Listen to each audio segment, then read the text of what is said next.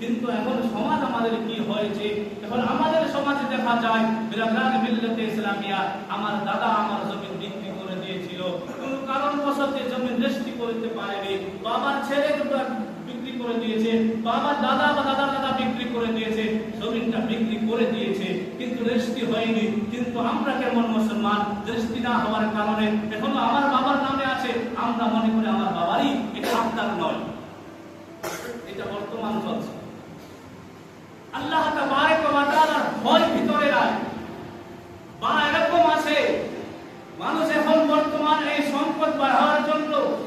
খালি খুঁজে বেড়ায় যে কোন কোন জায়গায় আমার বাবার নামে আছে, কোন কোন জায়গায় আমার বাবার নাম, আমার বাবা তো বিক্রি করে দিয়েছে কিন্তু রেজিস্ট্রি দেয়নি, যদি রেজিস্ট্রি দেয়নি বলছে কিনা এটা আমার জমি।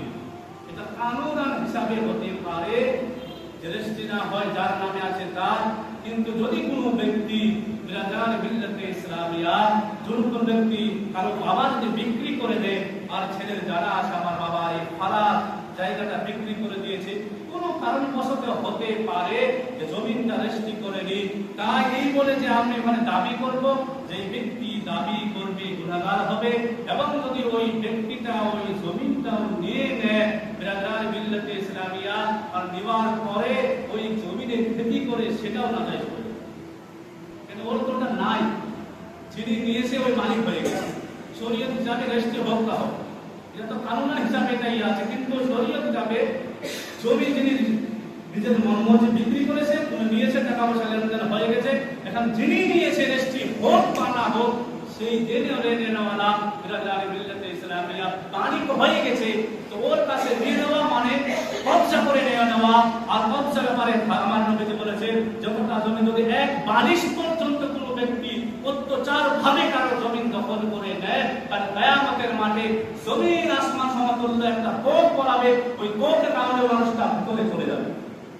এরকম ভাবে এরকম সমাজে আমার আছে, মাদ্রাসা বা মসজিদে অনেকগুলো ব্যক্তি জমি প্রায় দেখা আছে এলাকার মধ্যে আগে বাপ দাদা জমি দিয়ে দিয়েছে, মাদ্রাসার মধ্যে বা মসজিদের মধ্যে রেজিস্ট্রি হয়নি কোনো কারণবশত, অনেকগুলো ছেলে দাবি করে থাকে, বা কোনো ঈদগাহের মধ্যে দিয়ে দিয়েছে, ওখানে দেওয়ার পরে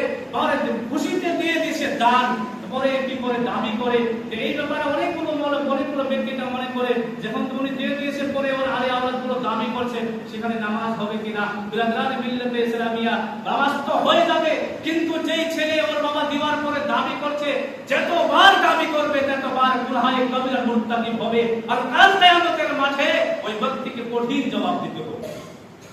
এক ধুলো আর পাবে না, জমি রেজিস্ট্রি হোক বা না হোক।